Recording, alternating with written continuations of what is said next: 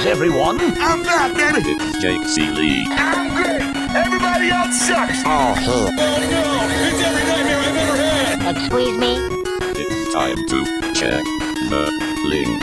Pretty crazy, huh? But it doesn't matter because none of this has anything to do with the show. You know what? You just made the list. Oh, wait, you serious? Let me laugh even harder. It's all in football. Sure, we talk about it all the time. Really? No.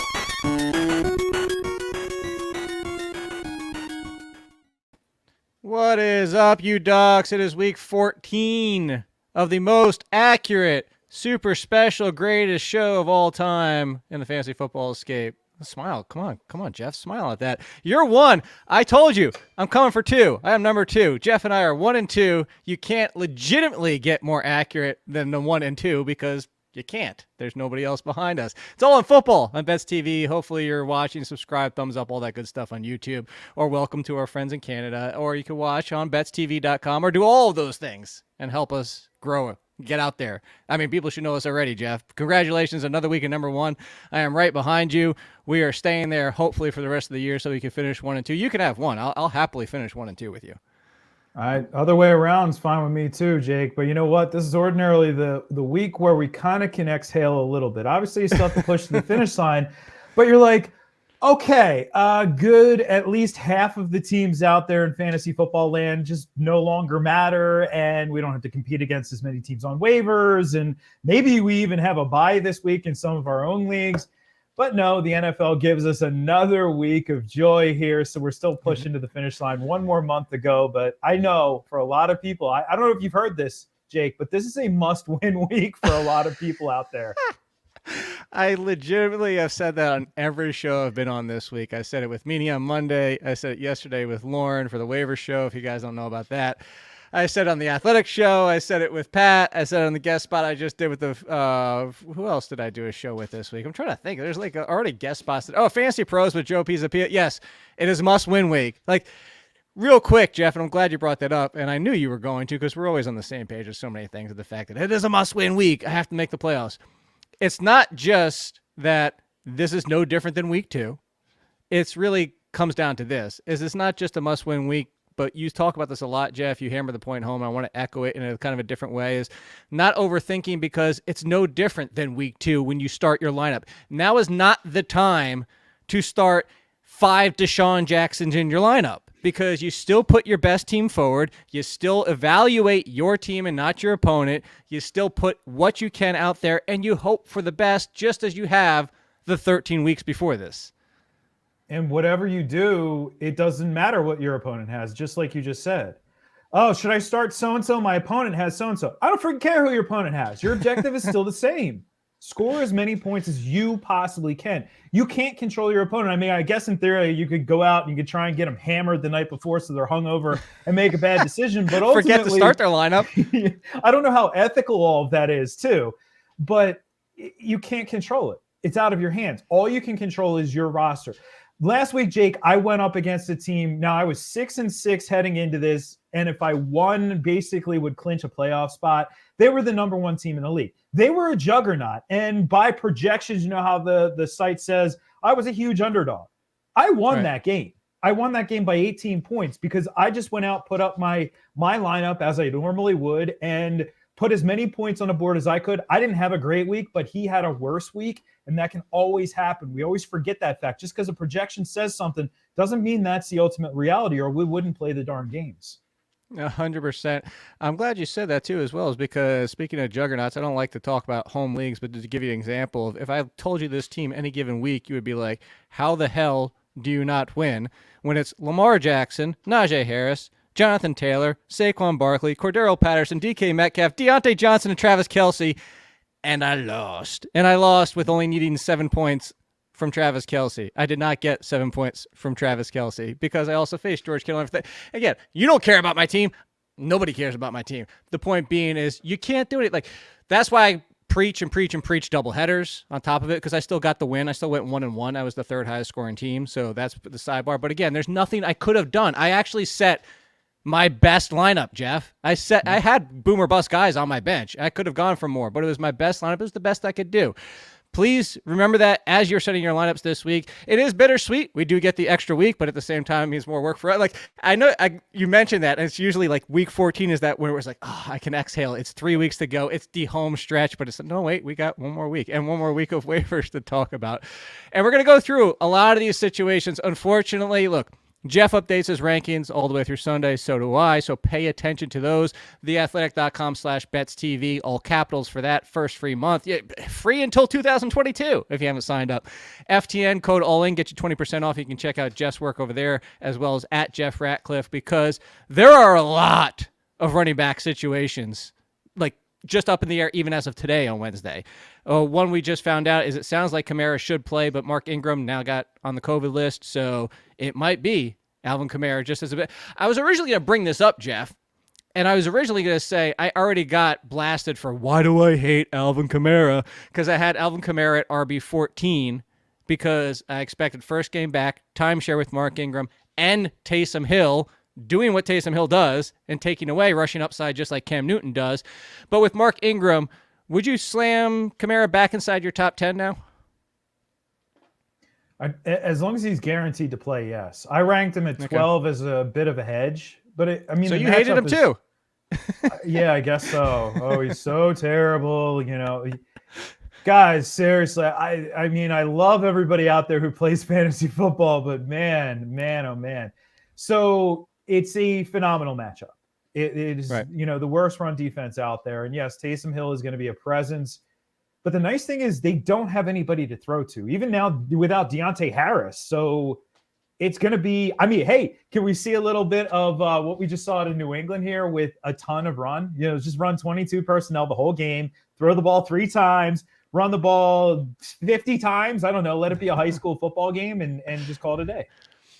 That would be extremely nice. But yeah, speaking of the run situation, so let's tackle one. No pun intended. That legitimately wasn't intended.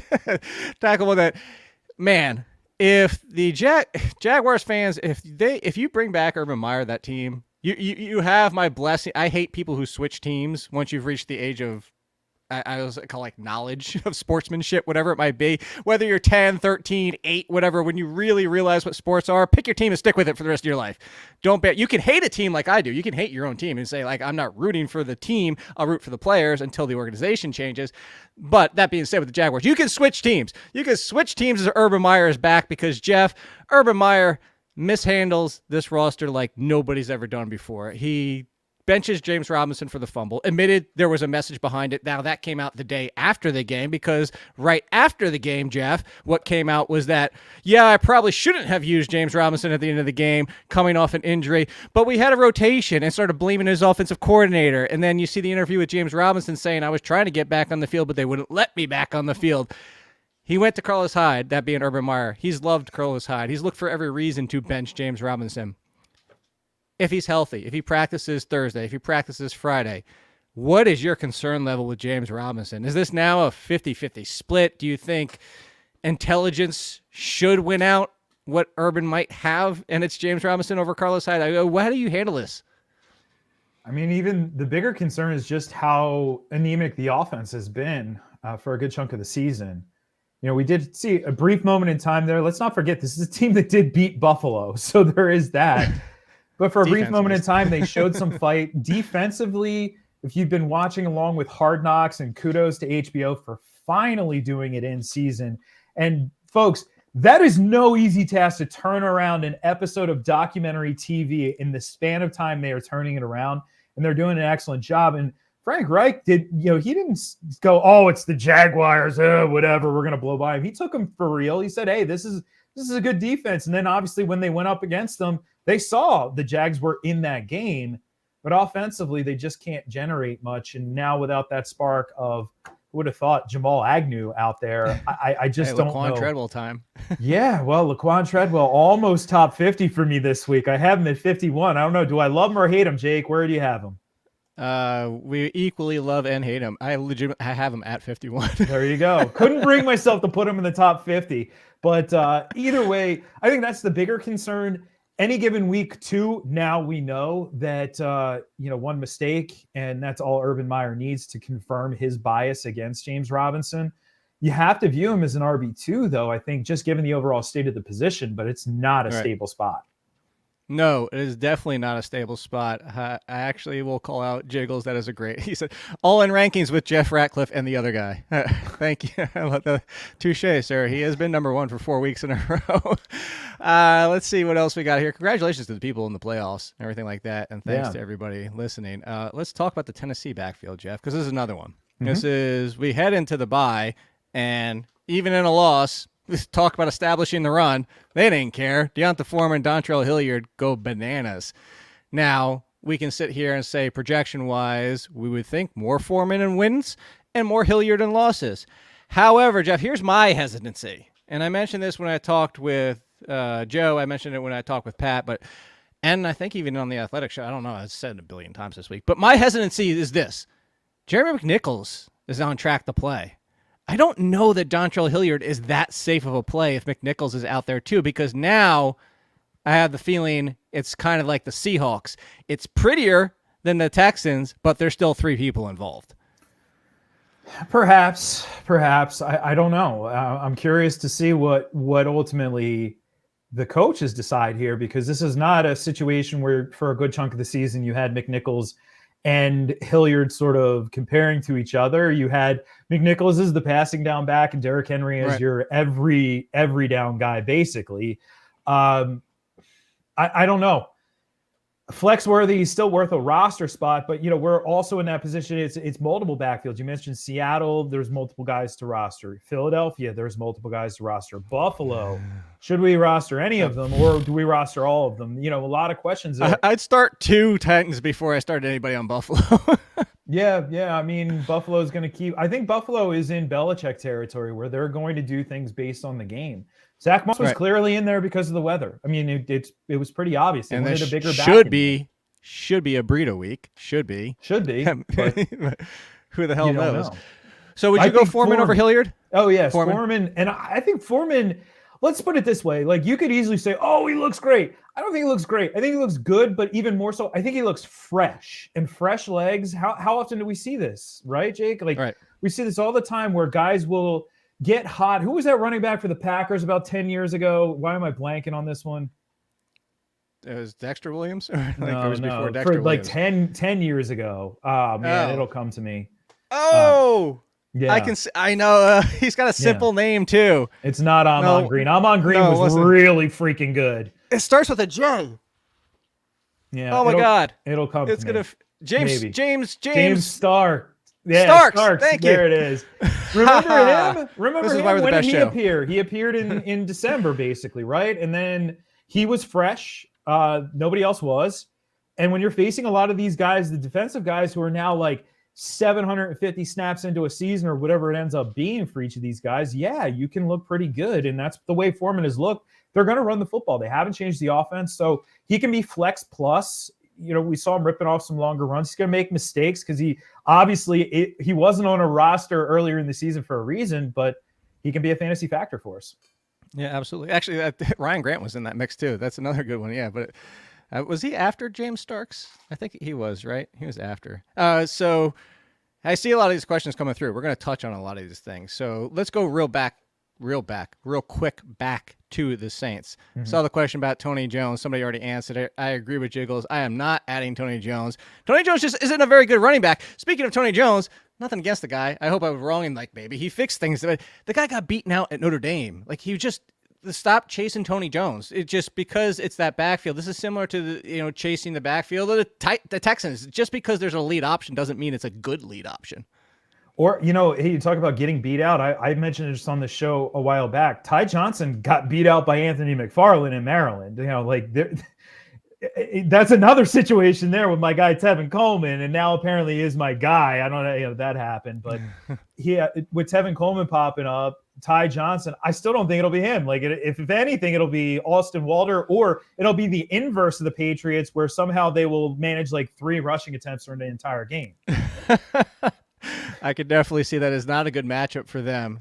Speaking real quick on the Jets, if Elijah Moore plays, do you play him even in this matchup? Because he missed, for everybody out there that doesn't know, Wednesday practice situation, but still have time to find out.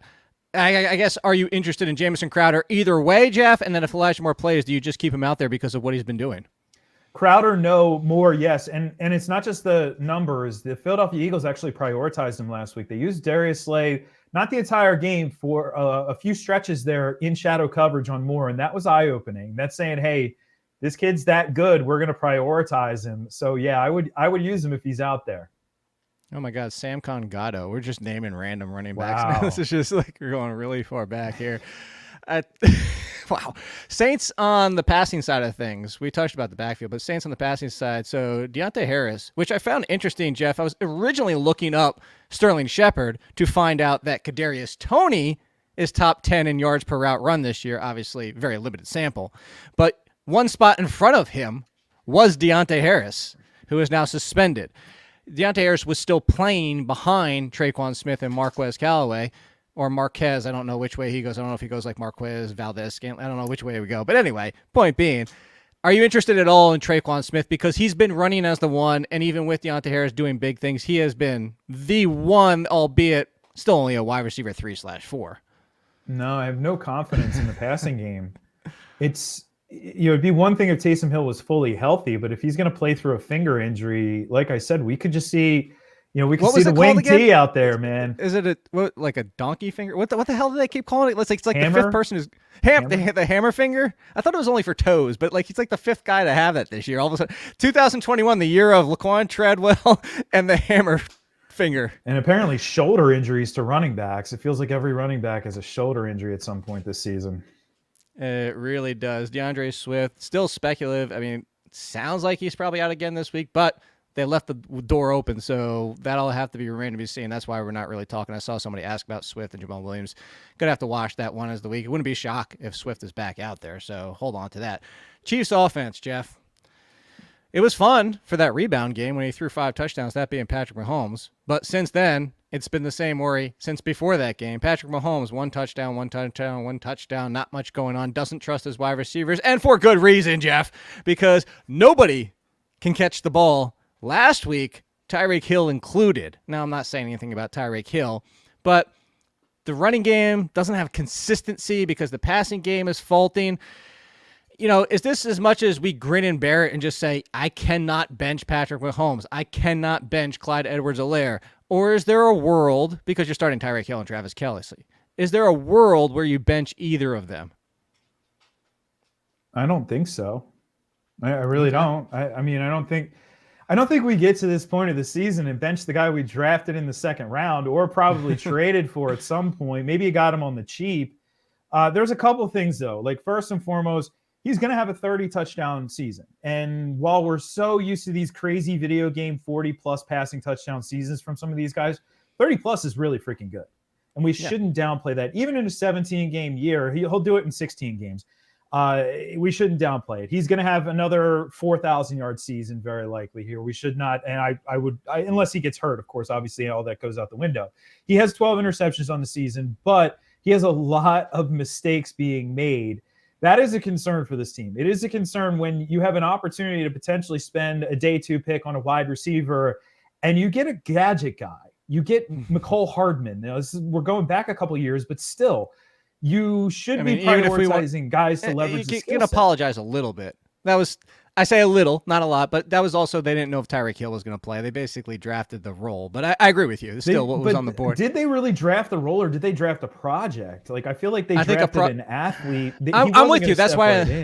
I'm with you. That's why I said a little bit of an apology, and not a lot.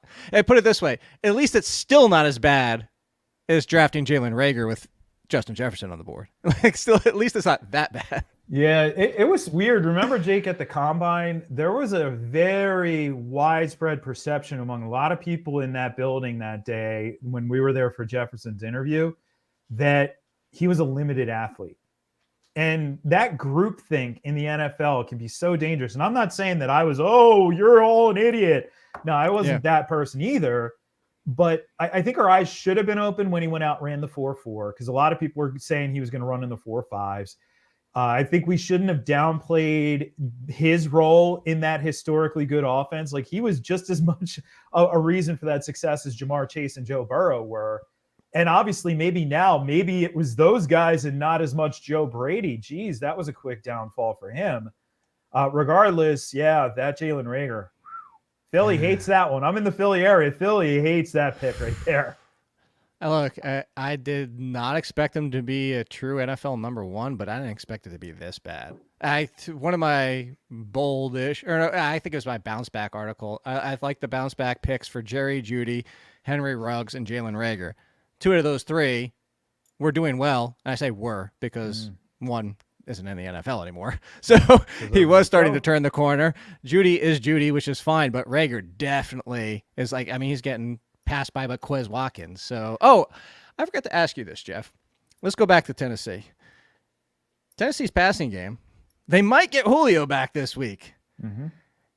Do you feel like you got to play him as a wide receiver 3? Obviously, in the conversation of you could get a 0, but it's Julio and nobody else in that passing game. You got to at least take that chance in that range, right? We're not putting him in wide receiver 4 territory, or are we burying him that far? I think I'm putting him close to wide receiver 2 territory. Okay. He'll certainly be top 30, might be close to top 24. And it's a simple product of somebody has to catch the football. Ryan Tannehill is not bad. They can sustain the run game. Well, it's somebody has to catch the football, and he's talented, and his quarterback's actually pretty good, and they can pass the ball. Because be that clear, as we've gone through these scenarios before, just with the Titans of Nick Westbrook-Akina and Dez Fitzpatrick, and somebody has to catch the ball. Well, not if they all stink. So it doesn't always work out that well. Did have a decent game, though, and Marcus Johnson put up some numbers. And I meant the one game before the bye. That's where their leading receivers were 3 tight ends. Nope. Do you have Julio in your ranks? Yes. Because where did you put him? I have him 31. Not that quite as high as it might sound like you have him. I have him sandwiched between Landry and Gallup, and then Jerry, Jeudy, and a lot of J's here. Jefferson, Jeudy, Jarvis, Julio, Jones, KJ Osborne, Jay. There's another one. Yeah, I have him at. I stalled as much 29. 29. Oh, why do you? Oh, 2 spots higher. Why do you love Julio Jones? I must hate him. Because he's historically good from a yards per route run standpoint. And it's unfortunate because the new Julio Jones is basically in Atlanta and Kyle Pitts. Kyle Pitts sucks, okay? Everybody just think that so I can draft him in the 8th round next year because he's having an incredibly good season. He just has a quarterback who will not convert in the darn red zone ever. And that's why he has 1 touchdown, and that's why you think he isn't doing well for fantasy purposes. Well, plus Julio gets Jacksonville, so that's also very nice on top of it. Well, Julio Jones, man. You know what? I hope I'm wrong. I hope we're both wrong. I hope he finishes top 12. I just want to see Julio go out and have a good game. He's still capable. Healthy Julio is still very good. It's just But I think that's the thing is there is such a thing as a healthy Julio? Is there such a thing as a healthy Sterling Shepard at this point? Yeah. As you can see, how about that for a transition? That's why I was pulling that in here. You touching a single Giants wide receiver. It's that simple. That's the question for you, Jeff.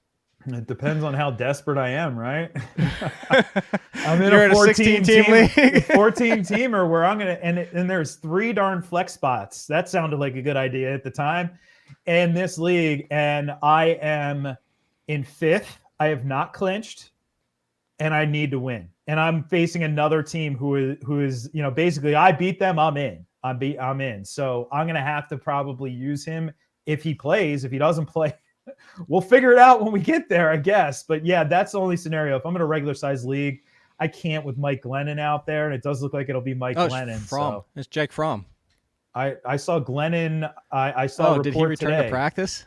Yeah, I saw a report today. Let me see if I can pull this up as we're talking.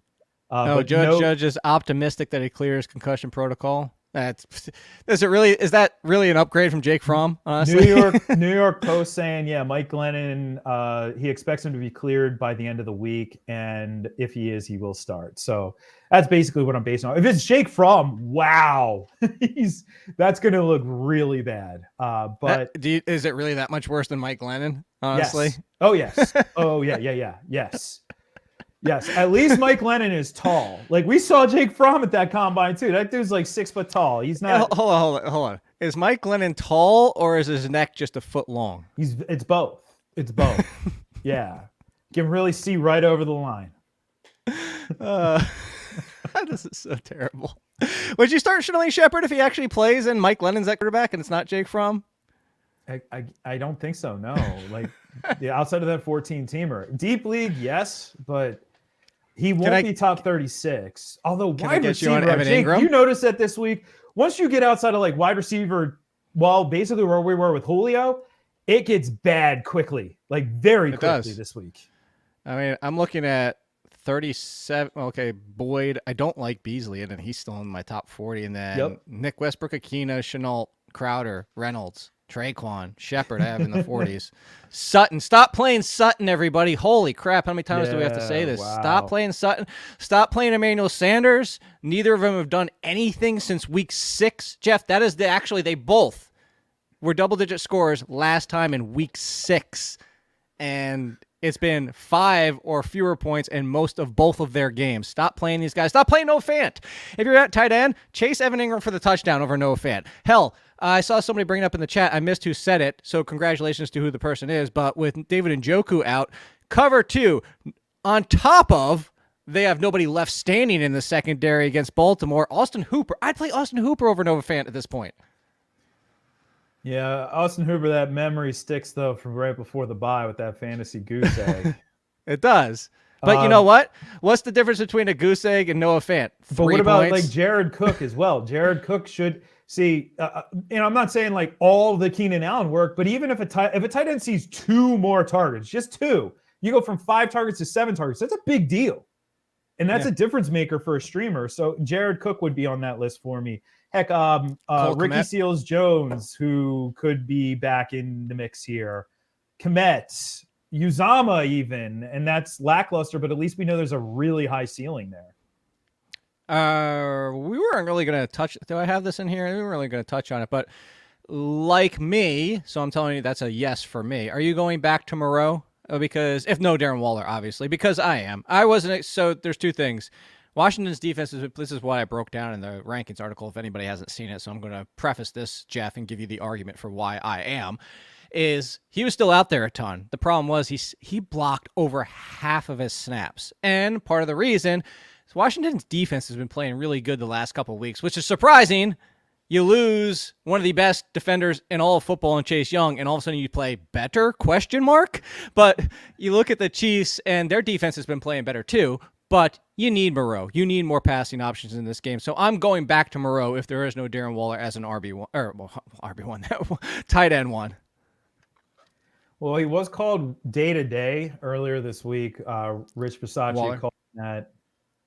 That should mean, in theory, he plays this week. To most, it should, but isn't day-to-day week-to-week this year? Like, doesn't it feel that way? Sometimes. If it's Urban Meyer, it's who knows, month to month if he says day-to-day. Year to year. But, yeah, he's out for the season. He's day-to-day. I don't know what to do with Bisaccia yet, though. I haven't gotten a good read on him. Some of these coaches, you can take him at face value. Others, obviously, we know will lie to us, or they just won't tell us, like Kyle Shanahan or Sean Payton, guys like that. They just won't tell us. So I don't know what to think yet. I don't want to use him, though. I'll be honest. I don't want to use him. I'm just a little bit concerned when it's just the 3 targets, like you said, keeping him in the block. Could we see a little bit more of that? I don't know, but I think I would err towards the side of caution instead of being burnt 2 weeks in a row. You're getting requests, Jeff. What shirt are you wearing? Because I'm obviously just wearing Darkwing Duck.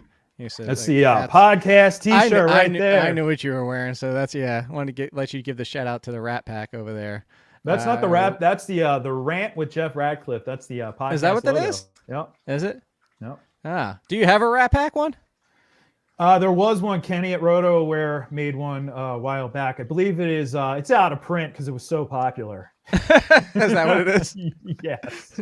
Support RotoWare, by the way. Kenny does a great job over there. Yeah, you can still get the Band Kickers T-shirt over there, so go ahead and get that. That's one of his best sellers, and it should be for good reasons, as we saw. Where were we going? Oh, I kind of buried the lead here, and I was doing that on purpose just to mess with people. But Dallas Cowboys. Let's talk about it now. We have to talk about this backfield because it's been frustrating. Zeke at this point of the season. It doesn't look there. They kept rumoring he's going to rest, and it's not happening, Jeff. So if you watch Zeke, you can definitively say he looks like he's losing a step. Losing. Like, he hasn't lost it, but he's not Zeke. Whether you watch and see it, or if you've never watched a game this year, you can just go and look at PFF and see he's in the bottom 10 for elusive rating. He is not explosive right now. He was okay the first couple weeks. Pollard, just in comparison, looks better. And no, that's not my joking about Pollard from earlier this year. It's legitimately true. So now, this week, Zeke and Pollard, are they the Broncos now where it's just rank them back to back and it's that close? Because that's where I'm now leaning, Jeff. No, not for me. Okay. The Broncos were ranked back to back because they were seeing essentially equal touches. And remember, it was Melvin Gordon being annoying for many weeks, scoring touchdowns, and Javonte Williams looking like the better player, but still seeing equal touches, but not scoring the touchdowns. They are not seeing equal touches in the Dallas backfield. And what I think a lot of people are overlooking from last week is, okay, yeah, did Elliott look like he was at the top of his game? No. Who was he facing? The best freaking run defense in the NFL. Like, it wasn't like he was facing the Jets. So we have to at least include that as part of the equation instead of just saying, "See, I told you, Zeke has lost it all," which a lot of people have jumped to that conclusion. That's a personal bias I think a lot of people do have against Zeke. I get it. I get why we love and hate different players. I'm totally on board with that. But I do think the narrative is a little bit overblown. He is still the lead back. He's still getting RB2 plus volume. So that's where I am with him. So, and that, I have him at 19, and I have Tony Pollard at 25. So where I agree and come down to is that the volume isn't the same, but Tony Pollard's been better with his volume than Zeke has. And if Zeke doesn't score, Jeff, I don't know that he even really gets past the top 20. That's my concern with Zeke at this point.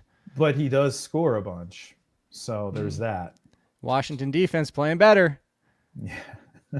Why do you love Zeke? Why do you love Zeke? I have him at 17. I don't love him that much. I have Pollard at 26. So I have a little bit of a wider gap there. Bigger gap. You hate Pollard and love Zeke. Man, we need to get you on that bandwagon with everybody else. Let's talk about a backfield that is kind of cannibalized by the quarterback in Cam Newton. Very similar to the Titans. You would think more of Amir Abdullah in games where they're behind and passing more, and more Hubbard in games where they're leading, similar to Foreman, Hilliard, of course, not knowing the McNichols situation as we talked about. But I think, Jeff, looking at this, if it was a game, I expected him to potentially be in contention or behind. I would lean Abdullah. But for this week, because I think they can get up, especially with their defense, and potentially control this game, I'm leaving Hubbard. Do you have the same feeling, or are you even more bullish? Wait, is it bullish or bearish? Bullish is you like it. Yeah, bearish is you don't like it. Are you more bullish on Hubbard, thinking he gets closer to that workload we used to see back before Christian McCaffrey came back? Well, back before Christian McCaffrey came back was essentially almost back before Amir Abdullah was on the team. And since Amir Abdullah joined the team, well, let's say over the last 5 weeks, I'm not going to count that first week with the team. For the last 5 weeks, he has 20 targets. He's significantly out-targeting Chuba Hubbard. I do not think we see a 3-down workload. However, at the same time, Matt Rule was pretty vocal about why they decided to move on from Joe Brady. And a lot of it had to do with running establishing the run. Yeah. Well, hey, this is a copycat league. We're seeing some of these teams who are having great success with it. The Patriots are doing that. They've been doing it for the last couple of years, and they are really doing it up this year. And so that's what they want. You know, we know that that's what Pete Carroll has wanted forever. He just can't seem to keep his darn running backs healthy. That's what they're going to get out of the interim. And that means a lot of Chuba. It wouldn't surprise me if he saw close to 20 carries, but he's just not going to get much work in the passing game. We see a lot of Cam on the ground as well. So yes, I have Hubbard as an RB2, but and then Abdullah as a flex. I don't know if this is necessarily a blowout type game though, because it is a divisional game and Atlanta seems to play up for some of those divisional games. So I wouldn't go that far. Okay. Was waiting for this during the show to hopefully, and we did get it. Elijah Mitchell missed another practice today with the concussion situation. Well, it's only first practice of the week. I don't know. Hey, let me get there. You know, we're on the same page, Jeff. Come on. Like, Jeff Wilson's aggravated his knee injury, so he actually sounds dicier. Elijah Mitchell entered back into that game and then still got the concussion situation he's dealing with right now. But it is Wednesday, and I just want to ask you as simple as this. If Elijah Mitchell is out, If they brought in Brian Hill, so that looks like the new Jacques Patrice of the situation here. But that being said, JaMychal Hasty would be the lead. How high does JaMychal Hasty go for you, Jeff? Because this might not be that 20-touch workload. You might see some Juszczyk. You might see some Brian Hill. What do you do with Hasty? Again, this is only if Elijah Mitchell is out, because we know if Elijah Mitchell's in there, top 10 running back, that's it. Yeah, I want to wait until tomorrow and see if he gets to limited. I didn't expect this to be a Freiermuth situation. Like last week, that was odd that Freiermuth was in the concussion protocol, but yet practicing in full. You typically do not see that practice pattern. Mitchell, he experienced symptoms on Monday and then was entered into the protocol. The symptoms were not believed to be severe. The beat is already saying that they're optimistic that he's going to play. He just has to get to limited tomorrow. I don't believe JaMychal Hasty will see a full workload. That is not his role in that offense. That is not his profile as a player. If they had to use Brian Hill, he would be the guy. And I guess we would say Hasty as a flex, and that's it. Hasty in that situation, or let's say Melvin Gordon if he plays. Melvin Gordon. I like Melvin Gordon a lot this week, by the way, if he plays. Would you go Hasty or Deante Foreman? Foreman. Hasty or Hilliard? It depends on McNichols.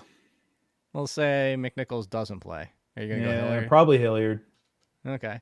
How about Hasty or Chase Edmonds if he returns? That's probably where I'd be on Chase Edmonds. I do think James Conner has done enough. There's a widespread perception that somehow Chase Edmonds was the lead back. I don't know if you saw that earlier in the season, but that is not what I saw in Arizona. Never it was a very he was clear extremely split. productive on his touches. Yeah. Yeah, it was a very clear split in that backfield. It was a true, as Jake pointed out last week, timeshare in that backfield. And Connor is giving them the ability. He's playing good football. Credit where credit's due. To be a 3-down guy where now you can use Chase Edmonds as he should be used as a change of pace satellite type back. You get a guy who can come in and give you pop on 8 to 12 touches. That's exactly what you're looking for if you're Cliff Kingsbury. So yeah, I'm not using Chase Edmonds. Yeah, and I can come for this person because he knows I love him. Mr. Nice Guy. Everybody stop asking about Jamal Williams. We don't know if DeAndre Swift is playing. And if he's not playing, you start Jamal Williams. Boom. Yeah. Serious. Done. Barrett, yes. Over Hasty. Everybody asking. So I'm just messing with Mr. Nice Guy. He actually sent me a very nice Mr. Nice Guy email. I appreciate that, by the way. So where was I going next? I just completely sidebarred myself just because I want to. Oh, the Seattle backfield. Here's an easy question for you, Jeff. Do you care about the Seattle backfield? Nope. Let's move on. Correct. Well, I do have one broke back player who I wish I knew how to quit. And I guess this is my thing with Seattle. Because for the longest time, it was CJ Prosise. Is he still kicking around somewhere? Can we get CJ a job? But it's Rashad Penny. Honestly, watch the game back. Got the most touches. He looked the best. And that is not saying that much. But there's an opportunity. He is, in theory, the most talented out of those guys. Alex Collins is just a guy. Adrian Peterson is on his last legs. And I hope he scores a couple more rushing touchdowns just to, bump the record up a little bit higher or bump himself up in the record books. Whatever. But I don't. You know why, Jeff? Because I want to see the Rashad Penny parade because it's going to go from you to me here down in Virginia to the friends we know at CBS down in Florida. It is going to be celebration in the streets if it finally happens. That's why I don't want it to happen for Adrian Peterson. Well, you can score a couple touchdowns here and there, but yeah, I would love to see that. It's just been such a bizarre career for him. We saw almost a breakout, then he gets hurt, of course. Was that against the Eagles too, just like CJ Prosise? Did he get hurt against the Eagles, or am I remembering like revisionist history here? At this point, like there's been so many. You're asking me to remember one of 16 injuries. Yeah. Yeah. Well, when he was in the midst of that breakout where he was basically almost leveling the field with Chris Carson. If anything, though, I've said this a couple times, it shows us just how good Chris Carson really is. Like he's very important to that team, and it sucks that he's injured. Yeah, that's what it is. I'm actually looking real quick. Was that 2018? Was that when that happened? That's how long ago it feels. Rashad Penny when he was having that big game. 2019, one or the other. It was 2019. No, so he went off against Philly. It was the next week against Minnesota. There you go. 15 for 74 against Minnesota, 4 for 33, and a touchdown in the passing game. It was those back-to-back weeks. And then nothing because he gets hurt at the beginning of the Rams game the very next week is when it happened. So there you go. You're off by 2 weeks, but you're in the fact that you remember that he did go off against your local team in the Eagles. Let's go back to the Giants game. Keenan Allen situation, he might be cleared with the COVID situation. Whether or not he is as a quarterback option, Jeff, I want to touch on Justin Herbert.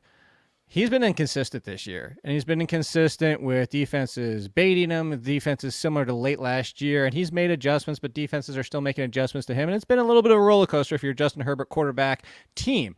I say that to say this. Go back to the Patrick Mahomes. Is there a world where you're hesitant of Justin Herbert facing the Giants defense who still doesn't get the respect that people want to give him because they just see the team and assume the team stinks, but limited Tom Brady? Patrick Mahomes, 14 points against them. Jalen Hurts just had a miserable game against them. Okay, fine. Jalen Hurts can't pass. Tom Brady, under 20 points. Patrick Mahomes, 14 points. This Giants secondary is one of the best units in the NFL. So, with or without Keenan Allen, if you have Justin Herbert, do you think about benching him if you picked up Taysom Hill? No, not Taysom Hill, no. And I'm glad you brought that up because a lot of people are going to be overthinking Taysom Hill this week. Yes. And that's why I did. That's tricky. I almost don't want to put myself in that position too. The fewer decisions we have to make in fantasy football, the fewer possibilities to make a bad decision we have, right?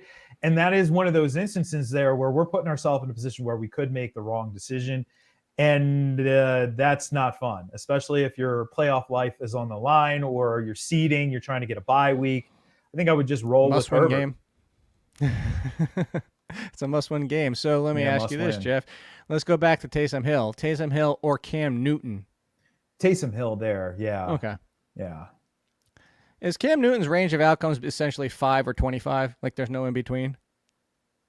Doesn't it feel that way? Yeah, I guess so. Because he's like the poor man's Jalen Hurts at this point, right? Like if he rushes for 60 yards but doesn't score and then throws for like $160 and no touchdowns, yeah, that's a dreadful week. He could rush for 60 yards and score 3 times. And even if the passing numbers aren't there, he's a phenomenal play.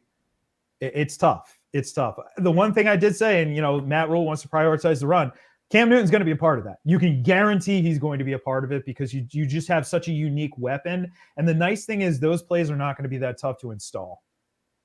No, that is true. I'm going to go through quarterbacks real quick. I'm looking here, but no, I don't have a Mandalorian. I have a Mandalorian person. I don't have his. Oh, I forgot to put the TV up today. I have the Funko of him. That's the Ant-Man helmet behind me for people that are wondering. I don't think I have I don't have a Mandalorian helmet anywhere, but so I appreciate looking at my backdrop and not paying attention to us. Jeff, let's make a little bit of zooming in here. They're like, what do they have in the background? Dude, I got whiskey over here. You see that? All right. You could spend the entire show just trying to zoom in and look at everything behind me. And there's stuff up here, too, that you can't even see. I have too much stuff that doesn't even fit anymore. I need a bigger backdrop. Let's play a little we're going to make a list, Jeff. I didn't do the setup for it because you don't know it as well as Chris does, and he's the one that I can make the list with Chris Jericho. But I'm making a list with you. Taysom Hill versus. I want to find out where's your level of saying, you know what, fine, I'll throw in Taysom Hill. How about that? Would you go to throw in, to be honest with you, but I just think it's going to create challenges for people. So okay, here's the challenge. Here's the challenge. Taysom Hill or Joe Burrow with a potentially messed up finger? Well, I have Taysom Hill ranked higher because he's facing the Jets, and that's a good matchup for a running back. He finished top 10 with throwing 4 interceptions. Yep, it's a good matchup for a running back or tight end or whatever he is. Taysom Hill, or would you make the decision just to see what Kirk Cousins does on Thursday night and play him? That's the tricky one. I have Taysom Hill one spot ahead. So I have Hill at 10. I have Cousins at 11. Okay, interesting. So Taysom Hill, or I'm guessing if you have him there, he's in front of this one. Maybe not. Russell Wilson. He is, in fact, ahead of Russell Wilson. Wow. He was ahead of Russell Wilson last week, and it worked out. So it did. Oh my God! If Russell Wilson didn't float that one just barely to DK, which also cost me a win. I don't want to talk about that. Taysom Hill or Matthew Stafford against Arizona. That's the guy who's right ahead of him. And yeah, Right ahead of tricky Taysom spot. He's ahead. Yeah, one spot ahead. Tricky spot. I just, you have the 3 receivers you can feed the rock to. You now have, you have an interesting situation in the backfield, especially when Sean McVay calls Sony Michel a rhythm runner, which to me says that's a high volume guy, right? Yeah. So either way, though, I can't see getting to this point of the season and then starting to outthink myself at quarterback. If I've had Stafford all along, I'm just going to use Stafford, right? I don't want to introduce that other decision into the equation.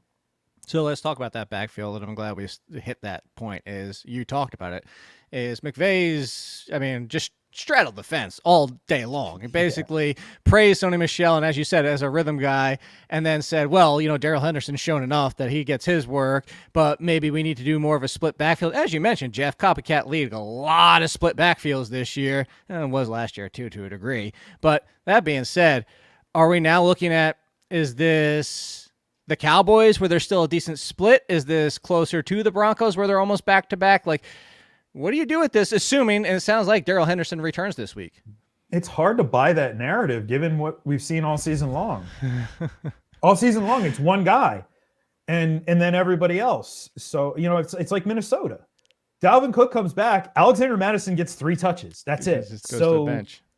I don't know what to do about this one. And we've already seen Darryl Henderson come back and Sony Michel go right back to the bench. Exactly. So I said in waivers this week, like Michel absolutely has to be on every single roster at this or owned in every single league. But at the same time, I'm not confident in him right now. I don't know what the role is going to be. That uncertainty is really tricky here. And Jake, I say this a lot too. People who are watching right now, they expect us, we know all the answers. We know everything. No, what we know is to make the best possible decisions, to make the highest percentage plays. And there are some situations where we just don't have complete information, and it's going to be tough to make a decision. Okay, before we get out of here, and a wonderful spit take, if anybody saw that, and the water just dripped out of my mouth while I was doing that. Does Darryl Henderson make your top 20? Darryl Henderson, no. I have Sony Michel ranked ahead right now. Okay. So let's finish on this then.